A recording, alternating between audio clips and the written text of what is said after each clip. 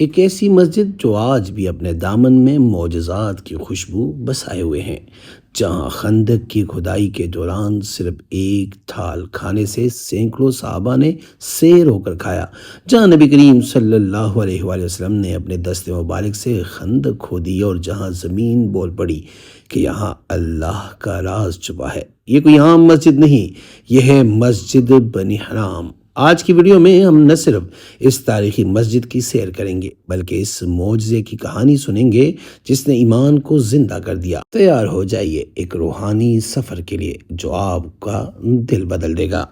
یہ مسجد مدینہ کی تاریخی مساجد میں سے ایک ہے، جہاں رسول اللہ صلی اللہ علیہ وآلہ وسلم نے خندق کھودتے وقت نماز پڑھی تھی اور جہاں طعام کی تکثیر کا معجزہ پیش آیا تھا۔ اس مسجد کو بنی حرام حضرت جی انصاری کے گھروں میں واقع ہونے کی وجہ سے مسجد بنو حرام کہتے ہیں۔ اس مسجد کو بنو حرام نے، جو بنو سلمہ کے لوگ تھے، جابر بن عبداللہ کے گھر کے قریب تعمیر کیا، جہاں وہ معجزہ وقوع پذیر ہوا جب غزوہ خندق کے موقع پر حضور صلی اللہ علیہ وآلہ وسلم کے دست مبارک کی برکت سے حضرت جابر بن عبداللہ کی دعوت پر تھوڑا سا کھانا صحابہ کرام کی کثیر جماعت نے تناول فرمایا۔ عمر بن عبدالعزیز نے مدینہ پر اپنی گورنری کے دور میں اس مسجد کی توسیع کی۔ غزوہ خندق کے موقع پر حضرت جابر بن عبداللہ رضی اللہ عنہ کے دعوت کا واقعہ کچھ یوں ہے کہ حضرت جابر بن عبداللہ رضی اللہ عنہ خود بیان کرتے ہیں کہ جب خندق کھودی گئی تو میں نے دیکھا کہ آن حضرت صلی اللہ علیہ وآلہ وسلم کو بھوک لگی ہوئی ہے۔ میں اپنی بیوی کے پاس آیا اور پوچھا کہ تیرے پاس کچھ ہے، کیونکہ میں نے آن حضرت صلی اللہ علیہ وآلہ وسلم کو دیکھا کہ ان کو کھانے کی طلب ہو رہی ہے۔ السلام علیکم ورحمۃ اللہ وبرکاتہ۔ میں ہوں آپ کا اپنا سید اخلاق حسین شاہ اور آپ دیکھ رہے ہیں روحانی ہیلنگ اکیڈمی۔ اگر ابھی تک آپ نے ہمارے چینل کو سبسکرائب نہیں کیا تو برائے مہربانی ہمارے چینل کو سبسکرائب کریں اور بیل آئیکن کو کلک کریں تاکہ ہماری ہر نئی آنے والی ویڈیو کا نوٹیفیکیشن آپ کو بر وقت مل سکے۔ اس نے ایک تھیلا نکالا جس میں 100 جو تھے اور ہمارے پاس ایک بکری کا بچہ پلا ہوا تھا۔ میں نے اسے ذبح کر دیا اور میری بیوی نے آٹا پیسا، وہ بھی میرے ساتھ ہی فارغ ہوئی۔ میں نے اس کا گوشت کاٹ کر ہانڈی میں ڈالا اور اس کے بعد آن حضرت صلی اللہ علیہ وآلہ وسلم کے پاس لوٹا۔ بیوی نے کہا کہ آن حضرت صلی اللہ علیہ وآلہ وسلم اور آپ کے صحابہ کرام کے سامنے مجھے رسوا نہ کرنا، یعنی زیادہ آدمیوں کی دعوت نہ کر دینا۔ جب میں آپ صلی اللہ علیہ وآلہ وسلم کے پاس آیا تو چپکے سے عرض کیا، یا رسول اللہ صلی اللہ علیہ وآلہ وسلم، ہم نے ایک بکری کا بچہ ذبح کیا ہے اور 100 جو کا آٹا ہمارے پاس تھا، وہ تیار کیا ہے، تو آپ صلی اللہ علیہ وآلہ وسلم چند لوگوں کے ساتھ تشریف لے چلیے۔ یہ سن کر آن حضرت صلی اللہ علیہ وآلہ وسلم نے پکارا اور فرمایا، اے خندق والو، جابر نے تمہاری دعوت کی ہے، لہٰذا چلو۔ اور آن حضرت صلی اللہ علیہ وآلہ وسلم نے فرمایا، میرے آنے تک ہانڈی نہ اتارنا اور نہ گوندے ہوئے آٹے کی روٹی پکانا۔ چنانچہ میں وہاں سے آیا اور آن حضرت صلی اللہ علیہ وآلہ وسلم بھی تشریف لائے اور آپ صلی اللہ علیہ وآلہ وسلم لوگوں کے ساتھ آگے تھے۔ میں اپنی بیوی کے پاس آیا اور وہ بولی، تمہاری ہی فضیحت و رسوائی ہوگی۔ میں نے کہا، میں نے وہی کیا جو تو نے کہا تھا، یعنی بندے زیادہ آ گئے جب کھانا بہت کم تھا۔ بالآخر اس نے گوندا ہوا آٹا نکالا، آپ صلی اللہ علیہ وآلہ وسلم نے اس میں اپنا لعاب دہن ملا دیا اور برکت کی دعا کی، پھر ہانڈی میں لعاب دہن ملایا۔ اس کے بعد فرمایا، ایک روٹی پکانے والے کو اور بلا لو اور ہانڈی سے سالن نکالو، مگر اس کو اوپر سے نہ اتارنا۔ حضرت جابر بن عبداللہ رضی اللہ عنہ بیان کرتے ہیں کہ اس وقت حاضرین 1000 تھے اور میں خدا کی قسم کھا کر بیان کرتا ہوں کہ سب نے کھایا یہاں تک کہ چھوڑ دیا اور لوٹ گئے، اور ہماری ہانڈی کا وہی حال تھا کہ ابل رہی تھی اور آٹا بھی اسی طرح تھا، اس کی روٹیاں پک رہی تھی۔ سبحان اللہ۔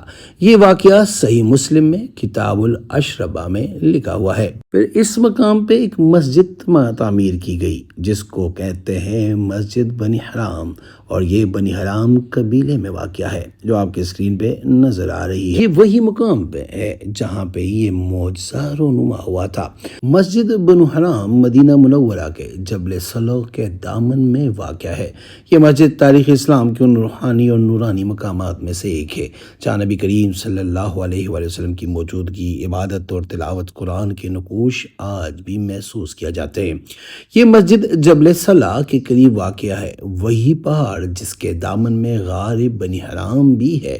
یہاں تک پہنچنے کے لیے مسجد نبوی صلی اللہ علیہ وسلم سے مغرب کی طرف تقریباً 2 کلومیٹر فاصلہ ہے۔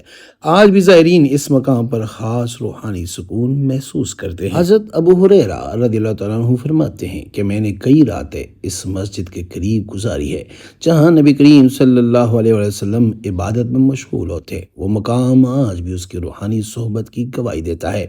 آج یہ مسجد سادہ مگر پر نور انداز میں موجود ہے۔ زائرین یہاں آ کے نوافل ادا کرتے ہیں، دعا مانگتے ہیں اور کچھ لمحے مراقبے میں گزارتے ہیں۔ یہ مسجد جدید تزئین کی گئی ہے مگر اصل مقام آج بھی وہی روحانی کیفیت رکھتا ہے۔ یہ مسجد ہمیں ایک بہت بڑا پیغام دیتی ہے، خلوت اور ذکر کی اہمیت۔ نبی کریم صلی اللہ علیہ وسلم کی سنت یہ تھی کہ وہ لوگوں سے الگ ہو کر اللہ سے راز و نیاز کرتے۔ حضرت ابو ہریرہ رضی اللہ تعالیٰ عنہ، حضرت ابو ایوب انصاری رضی اللہ تعالیٰ عنہ، حضرت جابر بن عبداللہ رضی اللہ تعالیٰ عنہ اور دیگر کئی صحابہ نے اس مسجد میں نماز ادا کی ہے، دعوتیں ہوئی، معجزے ہوئے اور دین کی محفلیں سجی۔ مدینہ منورہ میں رسول اللہ صلی اللہ علیہ وآلہ وسلم کے دور کی مسجد بنی حرام کو بھی تزئین و آرائش کر دیا گیا ہے۔ مسجد نبی صلی اللہ علیہ وآلہ وسلم سے 1.68 کلومیٹر کی مسافت پر واقع اس مسجد کو شہزادہ محمد بن سلیمان کی تاریخی مساجد کی بحالی کے منصوبے کے دوسرے مرحلے میں شامل کیا گیا تھا۔ اس تاریخی مسجد کو 14 صدیاں قبل اس کی فطری شکل کے قریب کی تصویر پر بحال کر دیا گیا ہے۔ اس دوران اس میں رونما ہونے والی تبدیلی اور اضافے کو بھی دور کیا گیا ہے۔ اس کو بحال کرنے کا مقصد اپنی تاریخ میں قابل فخر اور قیمتی اسلامی اور سماجی میراث جو انسانی ثقافتی اور فکری ماحول سے تشکیل پاتی ہے کو سامنے لانا ہے۔ غالباً رسول اللہ صلی اللہ علیہ وسلم کی طرف منسوب ہے کہ خندق کھودتے وقت آپ صلی اللہ علیہ وسلم نے اس جگہ نماز بھی پڑھی۔ خزرج بن سلمہ نے بنی حرام واپس جاتے ہوئے یہ واقعہ پیش آیا تھا۔ شہزادہ محمد بن سلیمان کی تاریخی مساجد کی ترقی کا منصوبہ کے ضمن میں مدینہ کے روایتی انداز میں تعمیر مسجد بنو حرام کی تجدید کر دی گئی ہے۔ اس کا رقبہ 226.42 مربع میٹر سے بڑھا کر 236.42 میٹر کر دیا گیا ہے۔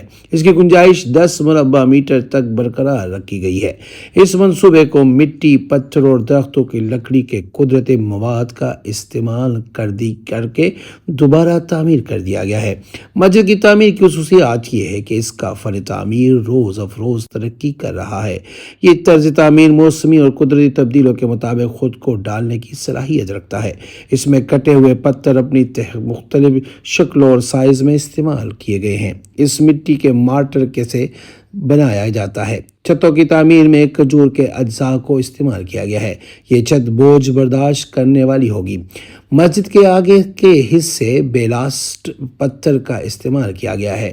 تاریخی مسجد کی ترقی کے لیے شہزادہ محمد بن سلیمان کا منصوبہ قدیم اور جدید تعمیراتی معیار کے درمیان توازن قائم کرتے ہوئے روب عمل لایا گیا ہے۔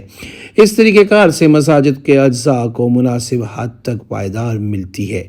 یہ منصوبہ ترقی کے اثرات کو ورثے کے ساتھ مربوط کر دیتا ہے۔